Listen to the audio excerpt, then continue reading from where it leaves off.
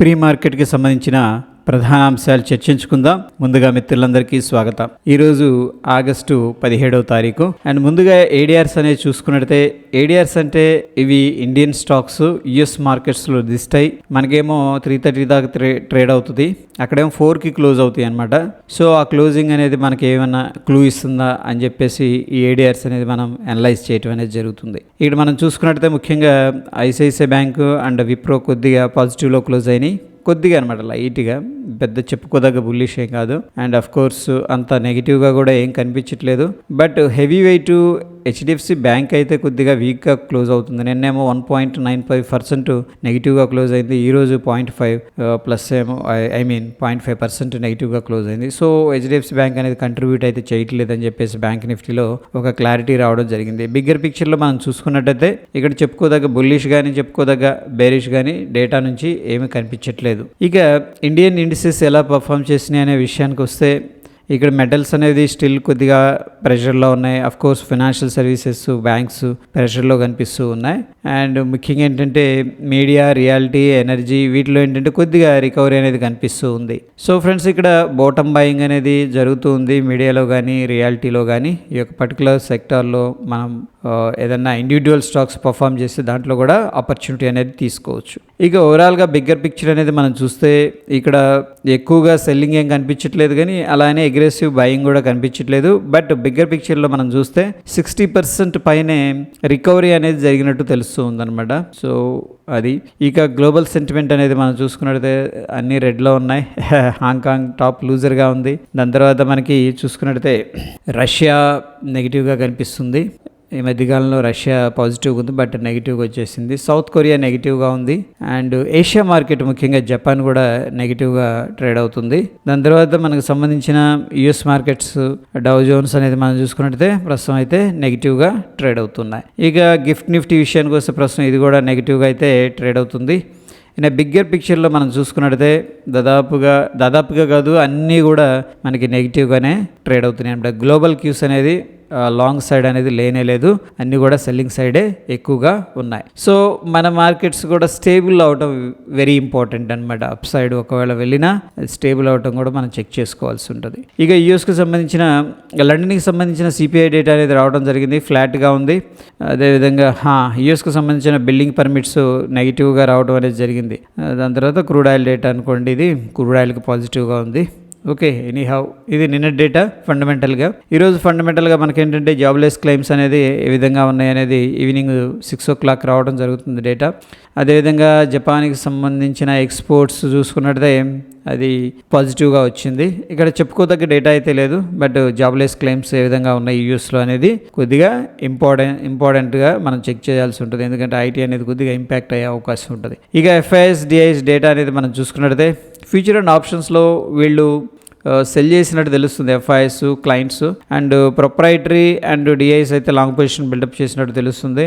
ఇక్కడ మనకి ఎఫ్ఐఎస్ అయితే సెల్ చేశారు, క్లయింట్ సెల్ చేశారు, బట్ ప్రొప్రైటరీ అయితే కొంచెం అగ్రెసివ్గా బై చేసినట్టు తెలుస్తూ ఉంది. ఇక క్యాష్ మార్కెట్లో మనం చూసుకున్నట్టయితే ఇక్కడ చూడండి, వీళ్ళు ఎఫ్ఐఎస్ అయితే బై చేశారు, కొద్దిగా డిఐఎస్ కూడా బై చేశారు.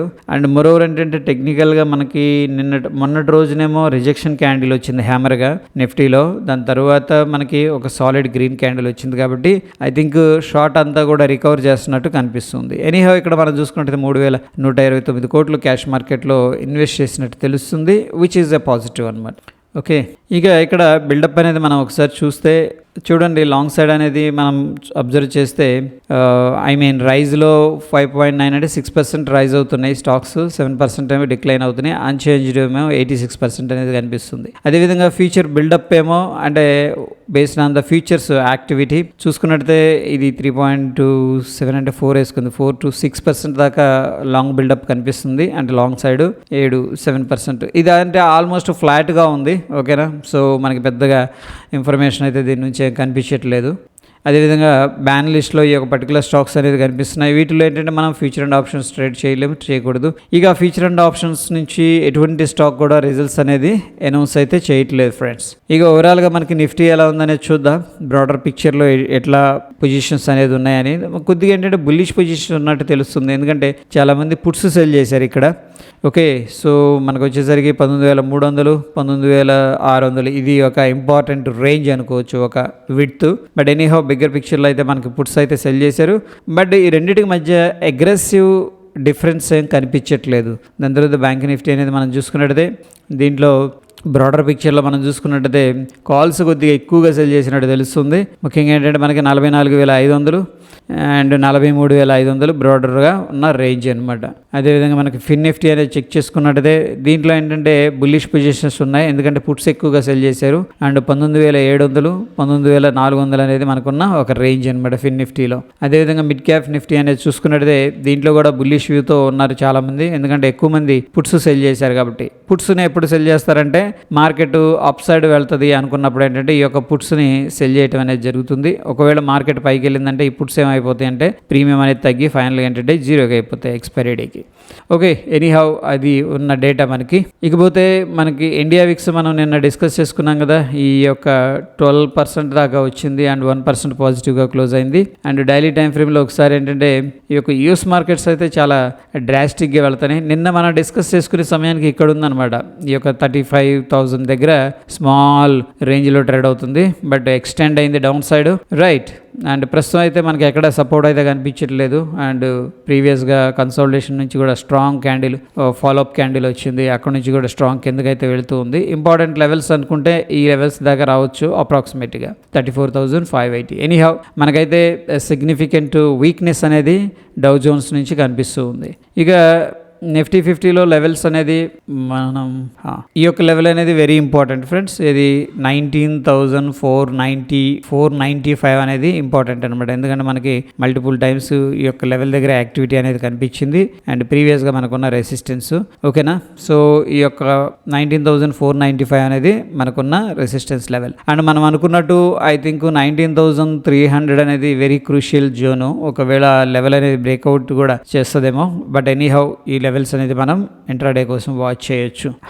ఇంట్రాడే అంటే ఈరోజు ఎక్స్పైరీ ఉంది కాబట్టి ఫ్రెండ్స్ మనకేంటంటే ఒక నిమిషం, మిడ్ క్యాప్ ఆగస్ట్ నిఫ్టీ అయిపోయింది, సారీ.